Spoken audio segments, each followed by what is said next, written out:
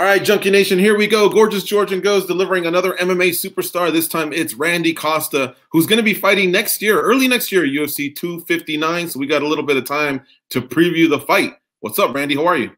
What's up, man? How you doing? I appreciate you having me on. Our pleasure, man. Hey, listen, one of us wanted to go back and go, hey, let's break this cat down. And then somebody said, nah, it's going to take forever. All 6 fights. It would only take us 5 minutes and 36 seconds. Yeah. Pretty quick, right?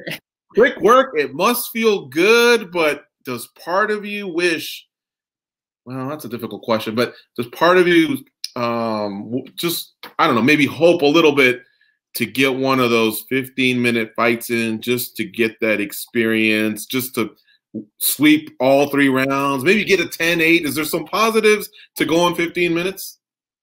I mean, of course there are positives, but I'm not really interested in that. I'm gonna get paid pretty much the same whether I fight a 15-minute fight or whether I win a 15-minute fight or whether I get a first-round knockout.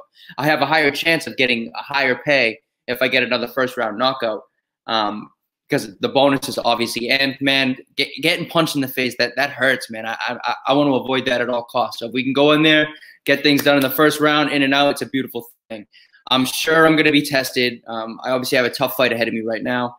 But I'm happy, man. I'm confident. I prefer to get in, get out. I don't get paid by the hour.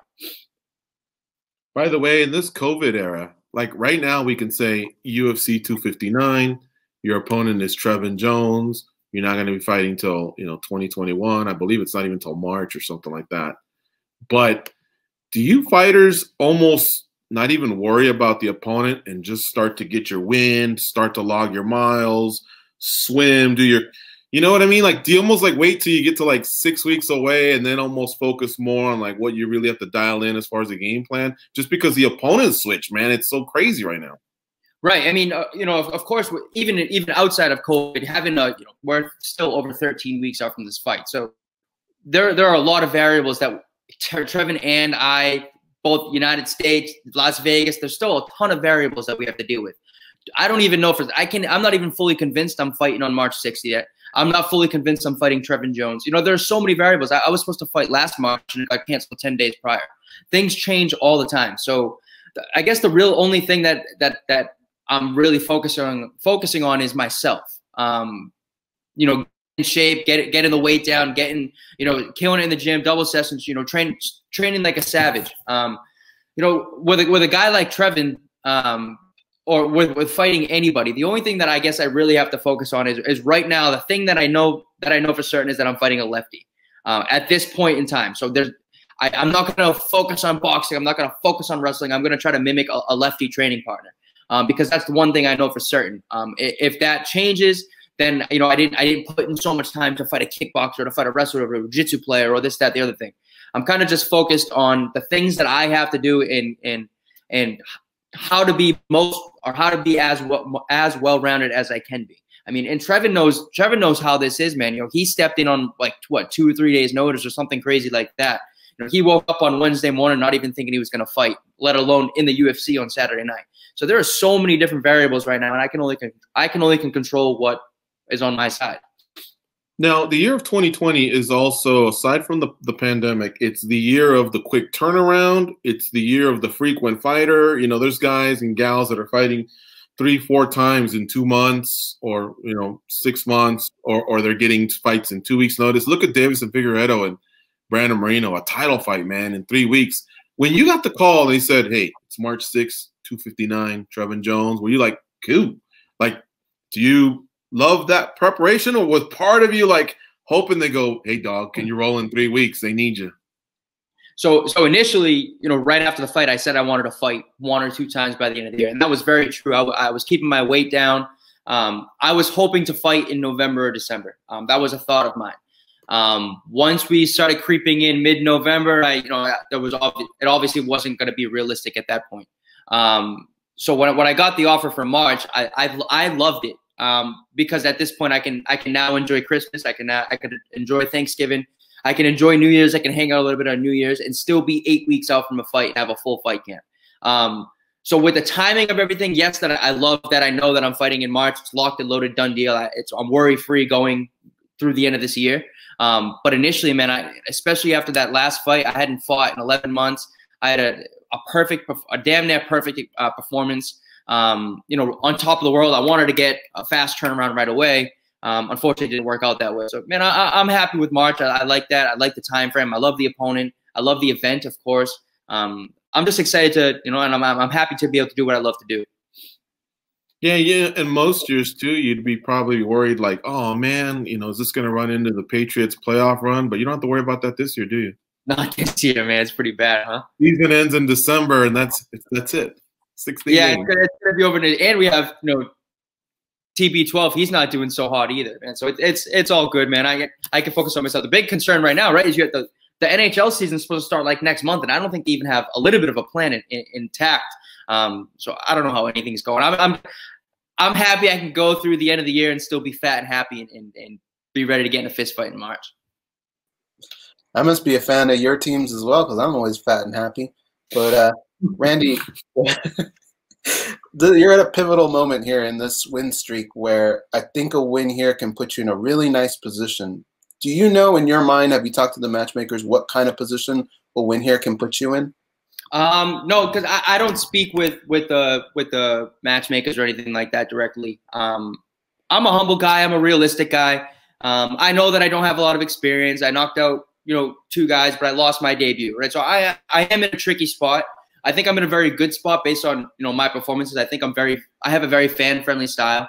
I had the opportunity to sign a new contract with the UFC, so I just signed a new 4-fight deal right when I signed that contract. So this would be my first fight on the new deal. So I'm just happy to know that the UFC does see some potential in me, does see, that there's some stock that can be grown in me. And I hope that, they give me the push that I feel, I feel like I have a style that I always wanted to watch. I wanted to watch someone go out there and just, be a gunslinger and throw bombs. And I think I have what they're looking for. And I hope the UFC just build me, and I'm going to keep doing my job. I'm going to keep going out there and just trying to knock people up, man. That's what people want to see. That's what I like to do. And that's what's fun to me. Yeah, man, I don't know, man. I don't really care. I'm not going to be the one calling for this, that, the other thing. I know my worth. I don't have the top 15 guys. Those names don't need to be coming out of my mouth yet. I haven't earned that. I know I'm probably in like, the mid 30s probably in terms of ranking. So I know my worth. I'm not here talking shit. I know that those guys paid their dues. I have dues to pay. I'll get those fights eventually. I'm just going to keep doing me and putting on exciting performances. How addictive are the finishes? You've got a couple of those, and it seems like you want to keep that streak going. Do they almost feel addictive, though, to get them? Man, this is going to sound so like douchey and silly and stupid, but man, that's literally the only thing that I know. I've never had a fight go past the second round. I've gone to the second round once as a professional, and Brandon Davis choked me, and then once as an amateur, and I won by doctor stoppage. I don't know what it's like to go 3 rounds. I don't know what it's like. So I'm not sure if I can say it's addicting yet because I don't know what it's like to not do that. But I would guess that I am always itching and chasing that because, dude, like this is an entertainment sport. The more entertainment you can give the people, the more butts you can put in seats, the more money you're going to get in return, right? It's a business. So I know what I need to do. And I think that I have the style to keep propelling and keep getting these cool finishes or getting finished. Obviously, losing fucking sucks. Getting finished sucks, right? But you know that if Randy Costa is going to fight, someone's probably going to get finished. It's going to be a fun fight to watch. I'm happy to hold that position. I'm happy to be in the driver's seat for that. And make no mistake, going to be chasing another knockout first round in March. But I know I have a tough task ahead of me for sure. Tell me on your Instagram, tell me about this flip off the cliff. It almost looked like there's an invisible fly swatter or catapult. It was like someone shot me out of the sky, right? Yeah, so tell me about your thought process as you're running up, and then just what happened when you realized it wasn't going to go your way. Yeah, so that was like a little cliff thing back at home. It was like, I'm not even sure. It was in Massachusetts. It was like behind some cranberry bogs. It was like super sketchy. And there were like people jumping there, and I had never even been there. I had never even tried to do a gainer like that backflip. It's called a gainer when you run forward and flip backwards. I never tried that. I never jumped off that cliff. You saw like that video was just live. It was just me going, not live like that's when I was doing it, but that was like authentic. I was going, check it out. I was like, all right, fuck it. Like, let's try this flip.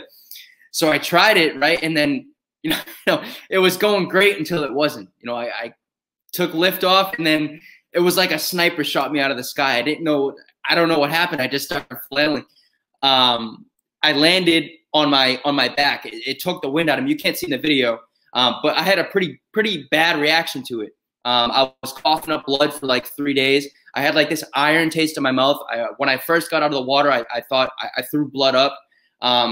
It was pretty scary. It was wicked funny, and it made for a great video. But yeah, man, I hit the water, and it sounded like everything in my back like broke. It was so weird. Obviously nothing broke, but it was like everything just cracked. It was pretty fucked up. And then I just had to swim over to the edge because no one else was in the water. No one else had jumped in yet. So obviously you're gonna send the first idiot in to do it. So that was me. And I had to swim to the edge. I had to climb up. And then once I got to the top, I just laid on the ground because I was just throwing up blood. And then, yeah, for like 3 days or so, I was coughing up blood. It was pretty fucking stupid of me, honestly, but it made for a great video, and it was pretty funny. So something tells me you're not going to be one of them guys that jumps on the top of the cage and does the backflip then. I mean, I'll try it, right? No, don't try it. Don't try it. It's probably, I mean, my coaches are knocking people out. Yeah, they people out, take the under, the first round or whatever.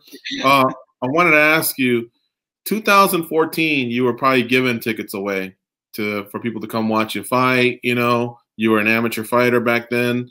Now, 7 years later, a pro, big stage in the UFC. You've already received a bonus. You haven't been out of the first round. And now UFC 259. I mean, that's a proper pay-per-view. I don't know what's going to happen with the pandemic, if it's probably going to still be either based in Vegas or Fight Island. But regardless, you would be at a point now where an arena would be full and people would be paying good money and making a night out of it, or having fight parties at home. What does that feel like? And tell me, how was it with your friends and family early on to now what your career is? Yeah, man. So this is going to be another one of those things that kind of sounds kind of douchey and silly, but this is, I don't know anything else. I don't know what it's like to not have support. I'm super grateful and super thankful for all the amazing support that I had, even going through the amateurs. In my first amateur fight, I took it on like 2 weeks notice, and I still sold like 100 tickets. So I was pushing tickets.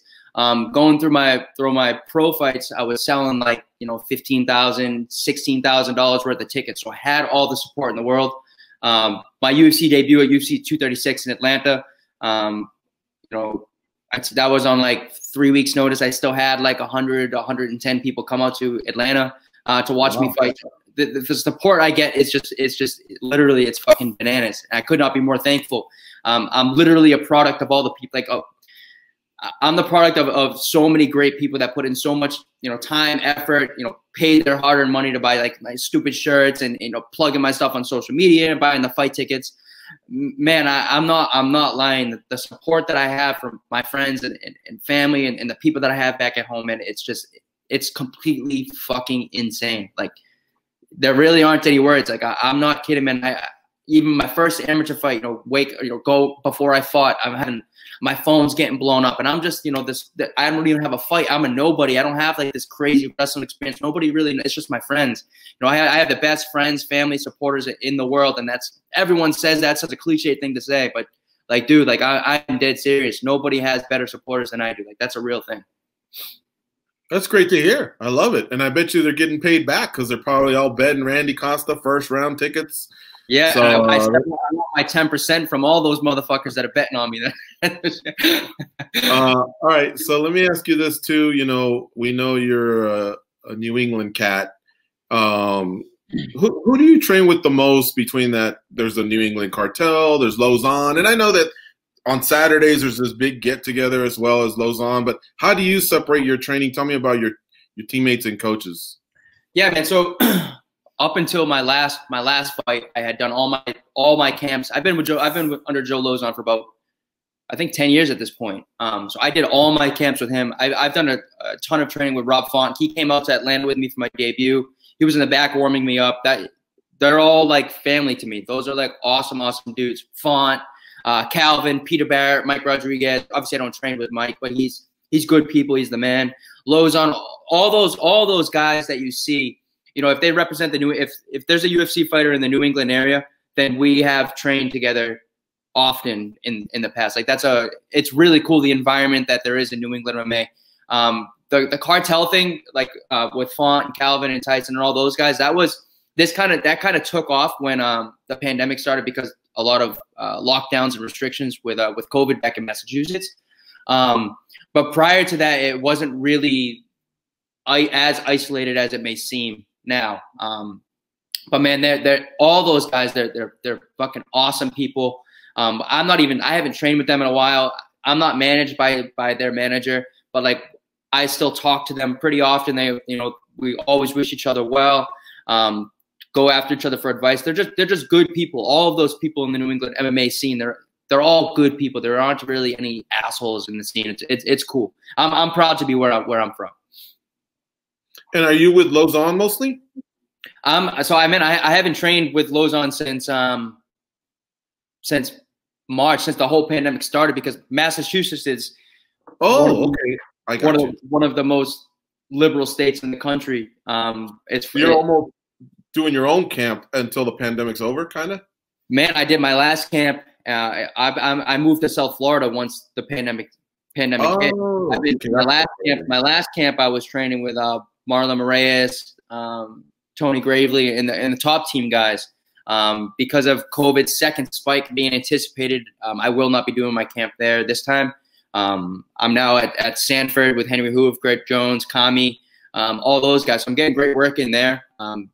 I feel like I'm part of the family over there. But Lozon is one of those guys, and my striking coach, Greg Rebello, those guys are going to be in my corner. It does not matter. Those guys, I talk to them every single day. I could fight on Mars. Those guys are gonna be the ones in my corner, regardless of where I am. They're family to me. But yeah, I haven't trained with those guys since March, since the pandemic started. Man, I'm telling you, with the lockdowns in Massachusetts, you can't really do shit. It's really not even possible. So I got you. Okay, well, at least now we know, and it's good to get good looks and different looks everywhere, which is what you're doing.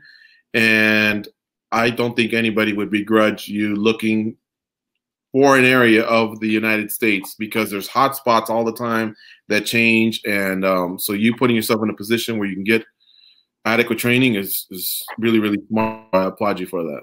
Right. I mean, obviously I want to train with my team and be with my team, but like they can't even train. They can't even be with each other.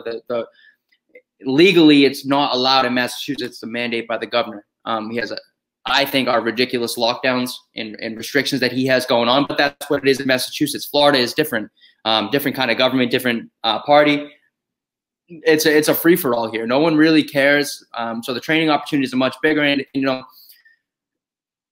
this is my job. I have to provide, right? I have to make money. If I don't have an opportunity to work, I can't really take a fight, right? So I have to do this. As it's a selfish sport, man. It's fucked up. I would love to be with my guys back at home, but it's just not possible if I want to fight, right? And I want to make money, so I don't know.